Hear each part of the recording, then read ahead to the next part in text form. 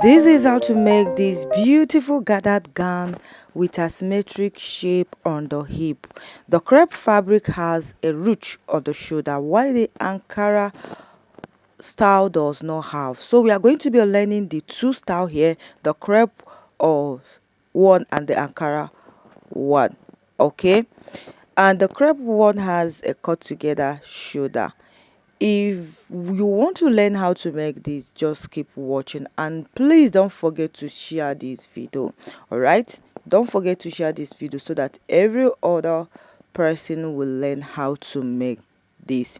If you're interested in learning this, just keep watching. We are going to be learning the sewing as well. Now I have my pattern paper here and it's unfold. I folded it up. So to start, I'm just going to place my tape in a vertical line like this to get my shoulder to bust, shoulder to the under bust, shoulder to the waist, and shoulder to the hip line plus 1 inch for the joining of the down part. You know, if you have your full length of gown, you measure from your shoulder to the hip, then the remaining length is going to be for the garter. All right, now I'm just going to go ahead and rule it across like this.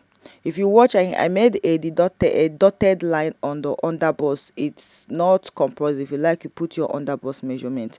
Now to start with the neck width of the two style, I am going to be talking about the two style, the one with Ankara and the one with crepe. I have a neck width of 4 inches. If you're making the one with Ankara, if you want your neck width to be free, you mark 4.5 inches for the Ankara, then 4 inches for the crepe because it's a little bit stretchy. Now for the depth, you are going to be marking 2.5 inches.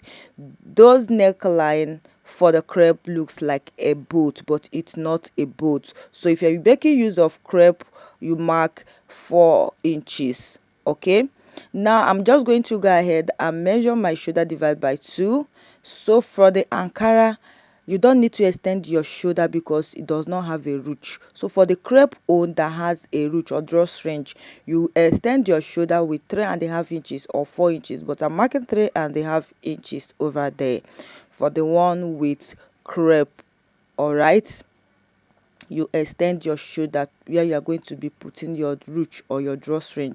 Now I'm just going to go up from the bust with 2 inches to get my chest line. I hope you understand what I just explained. The neckline for the Ankara fabric own is just a high neck, but if you want to make the one on the crepe, you mark 4.5 inches. If you want to make the neckline the one on the crepe, if you're using Ankara, you mark 4.5 inches for your neck width, then 2.5 inches for the depth. If you're using a crepe to make it, you mark 4 inches for the neck width and 2.5 for the depth. This is for the front. The back is also going to be 1 inch for the neck depth of the back. So I'm just going to go ahead and connect the neck like this and cover out my armhole. Now the next thing for me to do here is to label the chest line, bust, under bust, and the waist, which is the half length, then the hip. So you see, what if you want to add your dart, the next thing we are going to do, if you want to add a dart on the Ankara, you're going to be putting your nipple to nipple measurement divide by 2.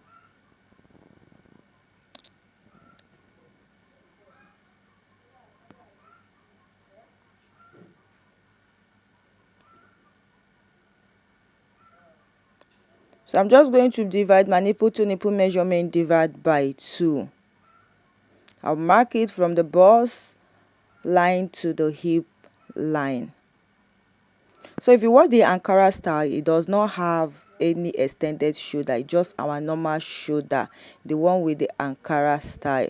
You know, we are just discussing the upper part.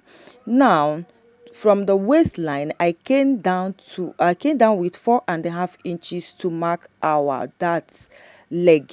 Then on the waistline as well, I deducted half inch at the both side of the nipple to nipple like this. Then I'm just going to connect our dart like so. Before taking the dart to the bust area, from the bust I came down with 1 inch, and I'm just going to go ahead and mark. Now I'm going to take the dart leg to the 1 inch I came down from the bust. So if you know how you mark your dart, just go ahead and mark your dart like so. All right, now the next thing is for me to put our measurement. Bust divide by 4 plus seam allowance. Under bust divide by 4 plus seam allowance, I'm just going to add back the little dart intake at the under bust. Like I said before, the under bust is not necessary. If you want, you add. If you don't want, you leave it. Now waist divide by 4 plus seam allowance.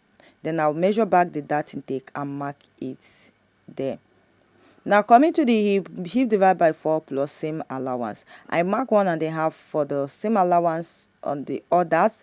Then I'm just going to go ahead and put 2 inches for the seam allowance of the hip. I just wanted the hip area to be a little bit free.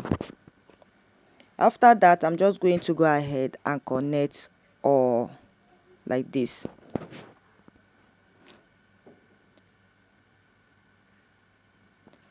So guys, I'll be showing us with this one pattern paper here. With the front, I'm just going to show us how to achieve the back. If you achieve the front, the back is just very simple.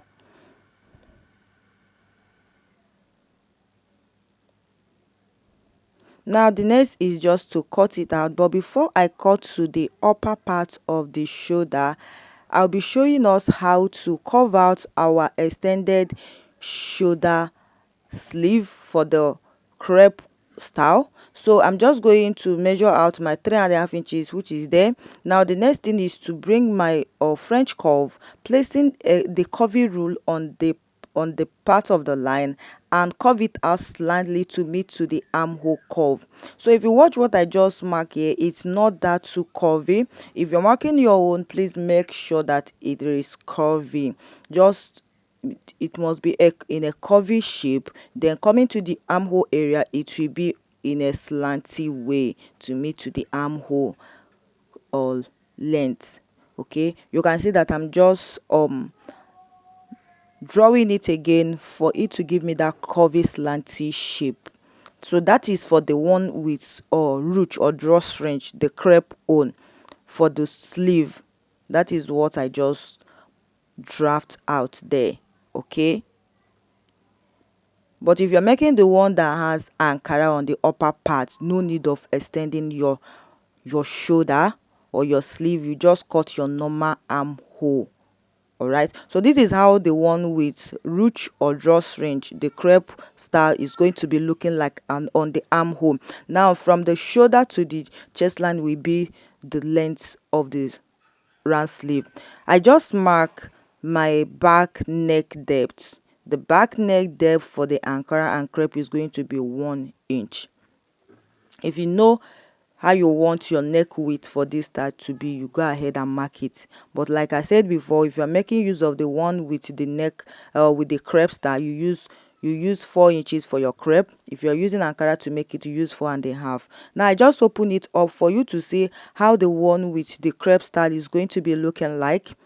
I just open it up for us to see the sleeve area. You can see how the sleeve area. So after making it, you put your rope or your stripe on the shoulder to draw the ruche.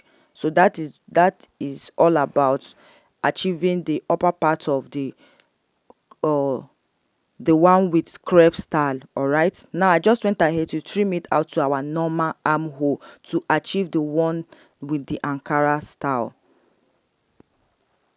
So now the next thing for me to do is to open this paper up like this for us to achieve the asymmetric shape. This has an asymmetric shape on the down part of the hip, like the high and the low style you are looking at on the down part of the hip. So I went ahead to rule the upper half length, which is my waist, like this, to rule it out for me to know. Now, to achieve the high and low style or design, what I'm just going to go ahead to do is to label my right and also my left. So if you want to make this, you first of all determine where your right or your left is, and where you want to be high and where you want it to be low. If it is on the right, you go ahead and put it on the right. If you want your right to be high, you go ahead and put it and mark it there. If you want your left to be low, you go ahead and make the left to be low. So now I'm just going to be marking the measurement. I wanted my left, my right to be the low part. So on the left side, I am going to measure down from this side part. On the left, I will measure down 5 inches. So after measuring down 5 inches, I'm going to be using my French curve ruler like this, placing the curvy slanty part like so. You can see how I just place it. I'm just going to use my marker to connect it in a curvy slanty shape like this, meeting to the right part. So you can see this is just it. So you see that the left part is now higher while the right side is low. So if you're cutting it, you trim a little bit from the right part, then taking it to meet to the left side. That is how to achieve this asymmetric shape. All right, I am not making use of this. I'm not gonna be sewing it. I will be showing you every detail on how to achieve this. At this point, guys, if you haven't subscribed, please make sure that you have subscribed to our YouTube channel. All right, and make sure to like and also share this video. So that is just all about it. You are going to use this to cut out the back, but if you are cutting out the back, make sure you slant the center front of your of this paper for your paper, then use it and cut the back. So now the paper we just cut out, measure the side part to know the inches that you just cut out, because you're going to bring it back while making the gather on the down part. So I have 5 inches there. The side I just cut out, I have 5 inches there.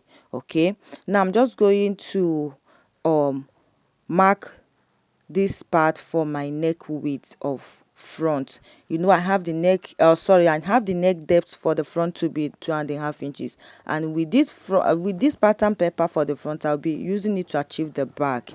So now, to get the remaining length, which is the gathered part, measure the round circumference of this asymmetric shape, both the front and back.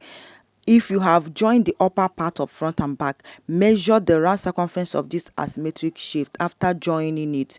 If it is 20, multiply it by 2, then you use it to cut your fabric as your gather. Then after cutting, please add back that 5 inches. If your own is 5 inches, add it back to avoid high and low on the down part. So after that, you gather it, you bring it to this asymmetric shape, you join it on the upper part, both the front and also the back. After joining, then you check the down part. If the length is equal because of the high and low, then you trim it out and fold your length of the fabric, your length of the gather, you fold it up. All right, so that is why I said you should add back what you cut out on the high upper part of the asymmetric shape. You add it back while cutting your gathered fabric. All right, then after attaching it on the asymmetric shape, you go ahead and trim the down part, then you hem it.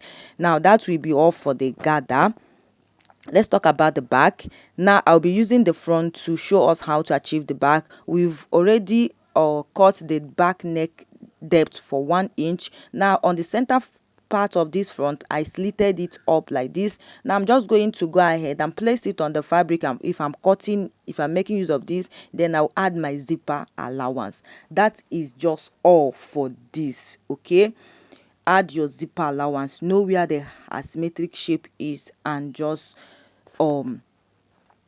sew it. Okay, add your zipper allowance, don't forget to do your zip tightening, and that will be all for this tutorial. All right, you hem your sleeve.